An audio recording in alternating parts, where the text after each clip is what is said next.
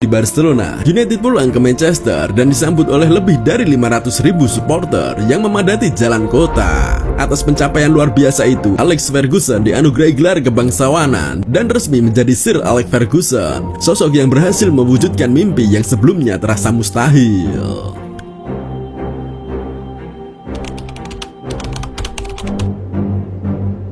Kesuksesan besar yang telah diraih lantas tidak membuat Sir Alex terlena. Memasuki musim 99-2000, United justru semakin lapar akan kemenangan.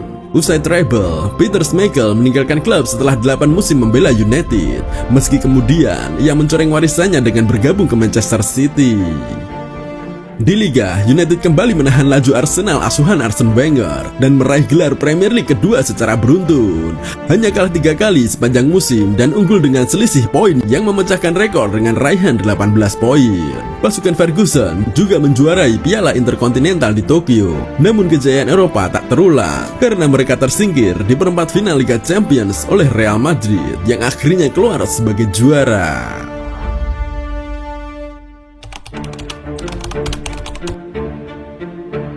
Memasuki musim 2000-2001, Ferguson mendatangkan 2 pemain penting, Juan Sebastian Veron dan Ruud van Nistelrooy. Hasilnya langsung terasa, United menjuarai Premier League untuk ketiga kalinya secara beruntun, menjadikan mereka tim keempat dalam sejarah sepak bola Inggris yang mampu melakukannya.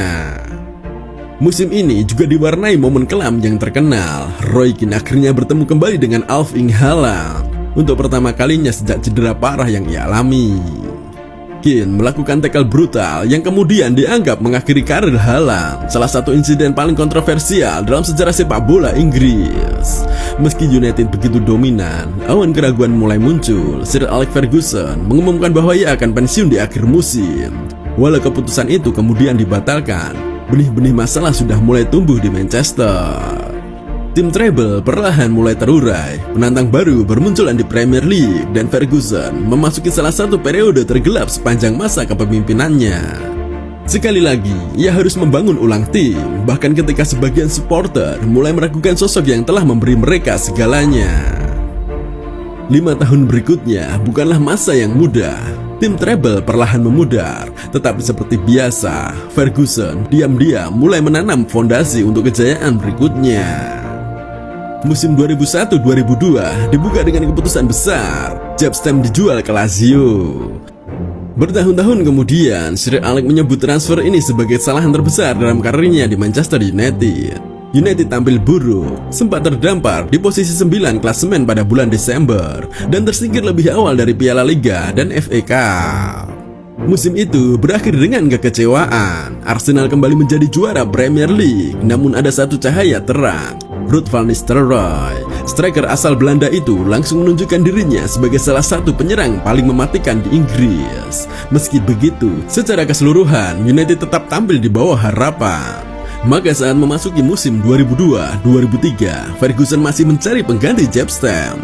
Jawabannya datang lewat langkah besar, memecahkan rekor transfer bek termahal Inggris dengan mendatangkan Rio Ferdinand senilai 29 juta pounds. Sebuah langkah awal menuju kebangkitan berikutnya. Namun sekali lagi, musim itu diawali dengan sangat buruk. Hasil-hasil mengecewakan datang bertubi-tubi, dan kritik terhadap Ferguson pun mengalir deras. Banyak yang mulai meragukan kemampuannya, sampai akhirnya Sir Alex menjawab semua itu dengan salah satu kalimat paling ikonik dalam sejarah Premier League. "Aku tidak dibayar untuk panik. Kami sudah sering memulai musim dengan tersendat. Tantangan terbesarku bukan apa yang sedang terjadi sekarang. Tantangan terbesarku adalah menjatuhkan Liverpool dari singgasana sialan mereka. Dan itu boleh kalian cetak." Dan seperti yang sudah sering terjadi sebelumnya, Ferguson kembali membuktikan ucapannya. Di akhir musim, Manchester United justru berdiri di puncak klasemen Premier League sebagai juara. Tapi di balik keberhasilan itu, musim tersebut ditutup dengan kontroversi besar di ruang ganti. Pusat masalahnya adalah bintang terbesar klub saat itu, David Beckham. Lalu, apa yang sebenarnya terjadi?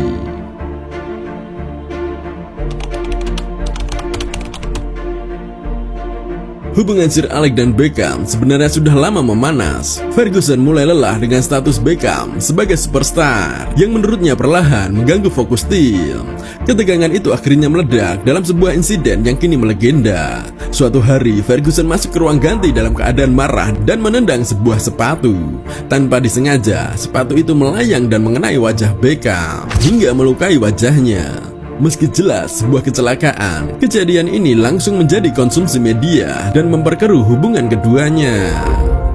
Tak lama setelah itu, keputusan besar diambil. David Beckham dijual ke Real Madrid, mengakhiri kisahnya bersama Manchester United, klub yang telah ia bela sejak kecil dan tempat ia membangun warisan sebagai salah satu pemakai nomor 7 terbaik dalam sejarah klub. Nomor 7 di Manchester United memang bukan nomor sembarangan. Josh Best, Brian Robson, Eric Cantona, hingga David Beckham pernah mengenakannya. Semuanya adalah legenda. Semuanya meninggalkan jejak yang abadi. Kini, nomor keramat itu kembali kosong. Sebuah warisan baru menunggu untuk ditulis.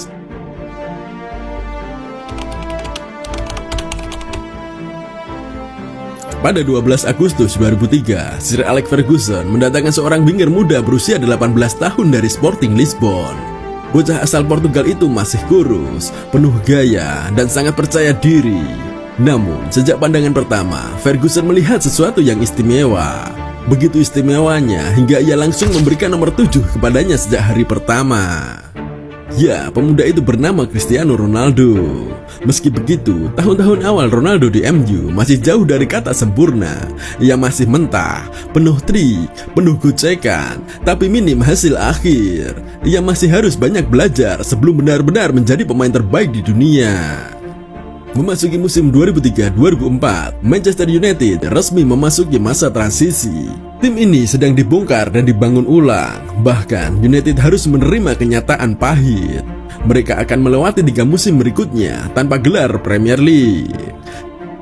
Sebuah era telah berakhir, era baru sedang dipersiapkan, dan seperti biasa, di balik semuanya, Sir Alex Ferguson kembali merancang kebangkitan berikutnya.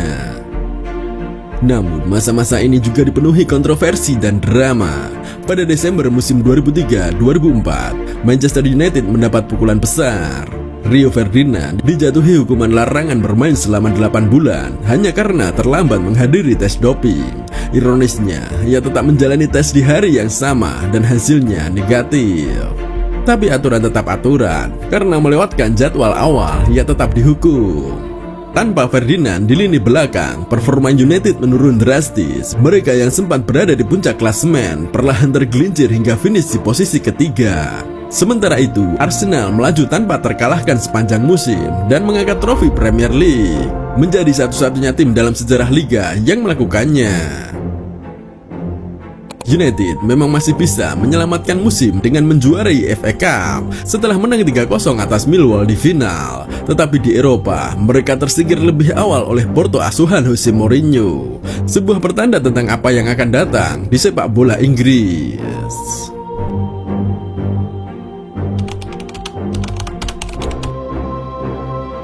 Memasuki musim 2004-2005, Mourinho resmi bergabung dengan Chelsea. Premier League pun berubah menjadi persaingan 3 raksasa: Arsene Wenger, Sir Alex Ferguson, dan Jose Mourinho. Di awal musim, Sir Alex membuat langkah besar dengan merekrut Wayne Rooney yang baru berusia 18 tahun dari Everton. Pemain muda paling menjanjikan di sepak bola Inggris saat itu. Di saat yang sama, Cristiano Ronaldo mulai berkembang, semakin sering tampil menentukan dalam pertandingan. Namun semua itu belum cukup. Musim ini berjalan mengecewakan. United kehilangan Ruud van Nistelrooy hampir sepanjang musim karena cedera, dan performa tim pun menurun di semua kompetisi.